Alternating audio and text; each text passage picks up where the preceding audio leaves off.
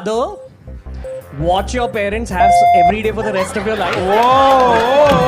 यह डार्क तो है, लेकिन इसमें कॉमेडी क्या है यह समझ के परे है। वायरल होने के बाद उनको 3 मिनट का एक वीडियो बनाना है और सॉरी बोलकर माफी मांग लेनी है। ये वही लोग होंगे जो अपने माँ बाप के सामने ओह फक जैसे शब्दों को कूल बनकर इस्तेमाल करते होंगे और उनके माँ बाप इसे ट्रेंड समझकर सहजता से स्वीकार कर लेते होंगे। पहले जो चीजें शर्मनाक मानी जाती थी वो अब ट्रेंडी और रियलिस्टिक कही जाने लगी। रोडीज में प्रतिभागियों को गालियां देकर बदतमीजी और आक्रामकता को बढ़ावा दिया गया, तो वहीं स्प्लिट्स विला में रिश्तों को सिर्फ जिस्मानी आकर्षण तक सीमित करके रख दिया गया। जब बच्चों को हर जगह गाली गलौज, अश्लील जोक्स और फुहड़ता देखने को मिलेगी तो वे इसे सामान्य मानने लगेंगे। इससे समाज में संवाद की मर्यादा खत्म हो जाएगी। जिसे आज आप सामान्य समझ रहे हैं, कल को वही इतना विषैला हो जाएगा कि बड़ों का सम्मान और रिश्तों की गरिमा भी खत्म हो जाएगी। मित्र, बात अश्लीलता के गोपनीयता की है। सभी जानते हैं संतान की उत्पत्ति कैसे होती है। इसका अर्थ यह नहीं कि वह प्रक्रिया सार्वजनिक कर दी जाए। आज के समय में आप यह नहीं कह सकते कि नहीं पसंद तो मत देखो, क्योंकि डिजिटल मीडिया प्लेटफॉर्म पर आने के बाद ना चाहते हुए भी वह आपके पास से गुजरेगा। आप रील्स देखते हैं, शॉर्ट वीडियो देखते हैं, अनेक ऐसे कंटेंट जो न चाहते हुए भी आपके सामने आ जाते हैं, आप उसको स्किप करते हैं। आप उन चैनलों को सब्सक्राइब नहीं किए, फिर भी उनके कंटेंट आपके सामने आ जाते हैं।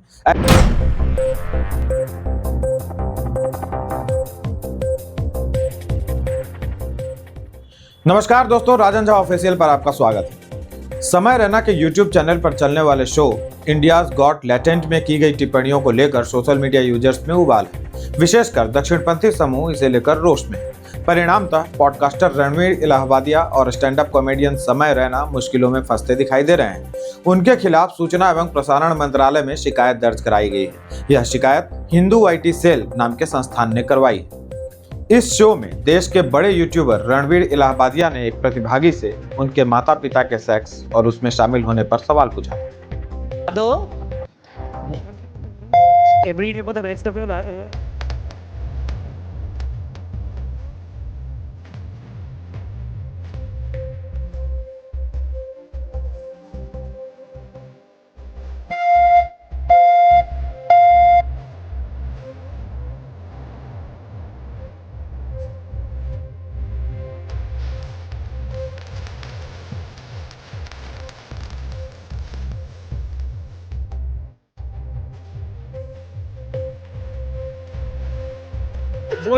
उनकी यह क्लिप सोशल मीडिया पर वायरल हो गई। इसके बाद उन पर अश्लीलता फैलाने का आरोप लग रहा है। मुंबई में भी उनके विरुद्ध एक शिकायत दर्ज हुई। इलाहाबादिया के अतिरिक्त एक महिला भी है जो इसी शो में महिलाओं और पुरुषों के निजी अंगों पर अश्लील कमेंट कर रही है। इंडियाज गॉट टैलेंट शो की जानकारी आपको दे देते हैं। समय रैना के इस शो में देश के अलग अलग हिस्सों से प्रतिभागी आते हैं और अपना कोई भी टैलेंट दिखलाते हैं। जज की भूमिका में समय रैना के साथ कुछ और फेमस यूट्यूबर और अन्य हस्तियां होती हैं। वह उनसे प्रश्न पूछते हैं। कई मौकों पर उसमें गालियां और सेक्स से जुड़ी हुई बातें होती हैं। उन्हीं में से 2 क्लिप सोशल मीडिया पर वायरल है। इसे डार्क कॉमेडी कहा जा रहा है। यह डार्क तो है, लेकिन इसमें कॉमेडी क्या है यह समझ के परे है। जो समझ में आता है वह ये कि पश्चिम के देशों के तरह हमारे यहाँ भी गाली गलौज और अश्लीलता को एंटरटेनमेंट के नाम पर सामान्य बनाने की कोशिश चल रही है। ऐसा करने वाले खूल, वॉक और पता नहीं क्या क्या संज्ञा पा रहे हैं और पश्चिमी वेशभूषा में इसकी आलोचना करने वाले हम जैसे लोग पिछड़ी मानसिकता के बतलाए जाएंगे। आप कहेंगे कि गाली तो हमारे देश में हर दूसरा व्यक्ति दे रहा है। बात सही है, गाली तो गाली है। पेरेंट्स व फैमिली के बीच हमारा व्यवहार अलग होता है और दोस्तों के बीच अलग। दूसरी बात, हमें आवेश में निकली हुई गाली और इस अश्लीलता में अंतर को समझना होगा। कॉमेडी में 2 करोड़ रुपए लेकर शारीरिक जरूरतों को पूरा करने की बात नहीं की जाती। उसके लिए अलग व्यवस्था है।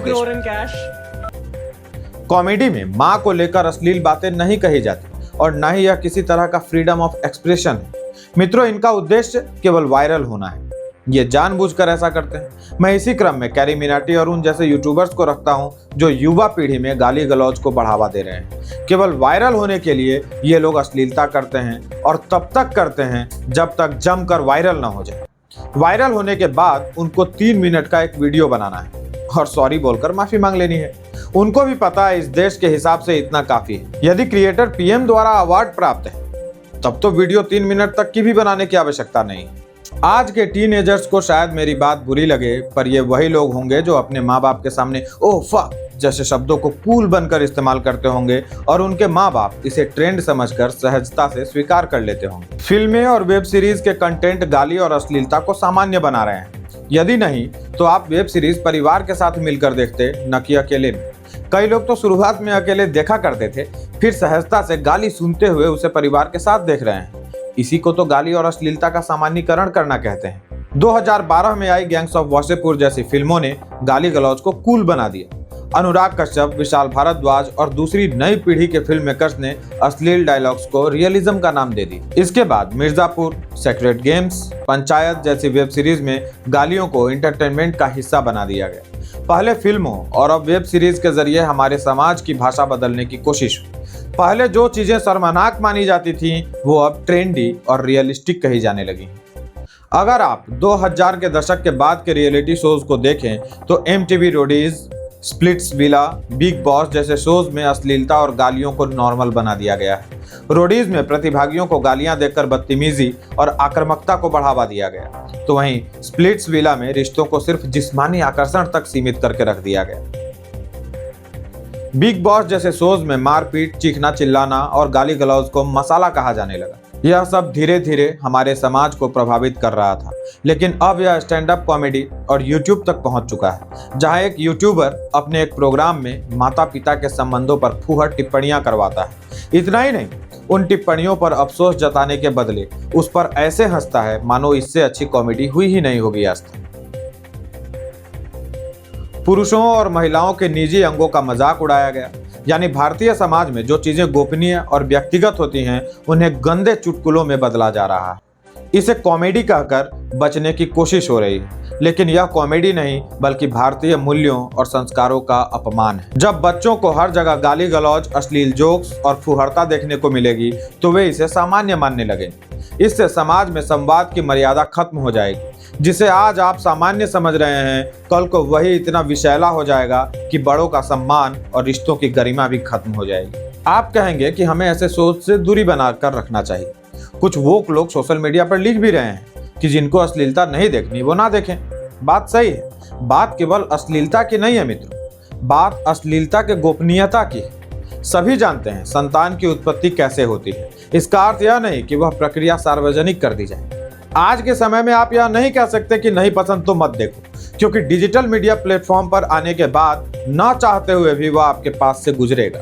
आप रील्स देखते हैं, शॉर्ट वीडियो देखते हैं, अनेक ऐसे कंटेंट जो ना चाहते हुए भी आपके सामने आ जाते हैं, आप उसको स्किप करते हैं। आप उन चैनलों को सब्सक्राइब नहीं किए, फिर भी उनके कंटेंट आपके सामने आ जाते हैं। ऐसे में यह नहीं कहा जा सकता कि आपको नहीं पसंद तो मत देखो। हाँ, अपने स्तर पर हम उसका बहिष्कार कर सकते हैं, तो ऐसे कंटेंट का बहिष्कार करें। जो भी प्लेटफॉर्म इस तरह की गंदगी फैलाए उसे अनसब्सक्राइब करें और उसका विरोध करें। अपने बच्चों को भारतीय संस्कृति की अच्छाइयों के बारे में बताएं, हमारे देवी देवताओं और ऋषि मुनियों के बारे में बतलाएं, उनकी कहानियां सुनाएं। सरकार से कड़ी कार्रवाई की मांग करें। अश्लील कंटेंट के खिलाफ कड़ा कानून बने ताकि स्ट्रीमिंग प्लेटफॉर्म और सोशल मीडिया पर यह गंदगी ना फैले। कॉमेडी का मतलब फुहड़ता नहीं होता। अच्छे कंटेंट को प्रमोट करें और भारतीय मूल्यों को बनाए रखें। अपने मूल्यों की रक्षा करना पिछड़ेपन की निशानी नहीं होती। हमारी जड़ें एक महान संस्कृति से जुड़ी हैं। और आपकी जानकारी के लिए बतला दूं, 3री शताब्दी में ही महर्षि वात्स्यायन ने कामसूत्र की रचना कर दी थी। सेक्स एजुकेशन के क्षेत्र में इसका जोड़ आज तक नहीं मिलता। तो अपनी अज्ञानता के पिछड़ेपन को दूर कीजिए। कहने को तो बहुत सारी बातें हैं, पर आज के वीडियो को विराम देते हैं। भेंट होगी किसी अन्य विषय के साथ। धन्यवाद।